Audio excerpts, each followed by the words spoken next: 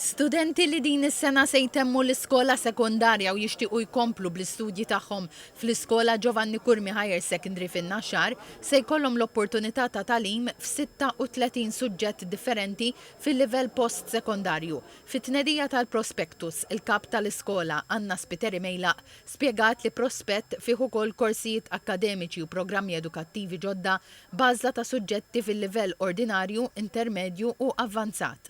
Qalet li bekk l-istudenti jistgħu jażlu x'iridu jistudjaw biex jaslu għall-università permezz taċ-ċertifikati tal-matrikola f'livell avvanzat u intermedju. Staqsejna lill-kap tal-iskola dwar il-fatt li din is-sena għall-ewwel darba l-iskola se tibda toffri l-programm GEM16+. Din is-sena li ġejja, skolastika li ġejja, l-ewwel darba ħankunu qegħdin ukoll nofru programmi ġodda għal dawk l-istudenti li forsi jonqoshom dik il-ftit imbuttatura biex jaslu biex iġibu anke huma kwalifiċi fil-livell 3 li huwa l-livell ordinarju.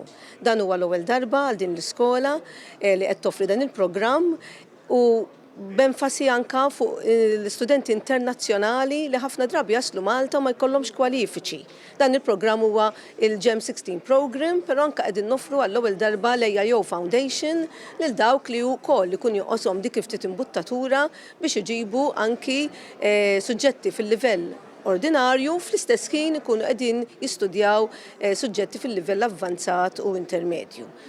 Spjegat li l-applikazzjonijiet tal-programm GEM16+ se jiftħu online fil-21 ta' Lulju waqt li qalet ukoll li nhar il-ġimgħa se ssir Open Day l-Iskola Giovanni Curmi Higher Secondary għal dawk l-istudenti li huma mħajrin jibdew l-edukazzjoni post-sekondarja f'din l-istituzzjoni. Is-Segretarju Permanenti fil-Ministeru tal-Edukazzjoni Matthew Vella qal li d-dokument joffri opportunitajiet konkreti biex l-istudenti jiżviluppaw il-ħiliet tagħhom u jippreparaw ruhom għall-isfidi globali. Il-Ministru tal-Edukazzjoni Grima għalli l-prospett ipoġġi lill-istudent fiċ-ċentru biex jirrifletti l-aspirazzjonijiet tiegħu u mfassal fuq l-ħtiġijiet tal-istudent prospettiv tal-ħajjer, istituzzjoni li fi kliemu toffri l-aqwa ħiliet tal-istudenti. Qal li kien għalhekk ukoll il-programm GEM16+ se jsir minn din l-istituzzjoni bil-għan li toħroġ l-aħjar elementi edukattivi tal-istudenti. Il-Ministru Grima temm billi awgura lill-istudenti kollha li qed jagħmlu l-eżamijiet.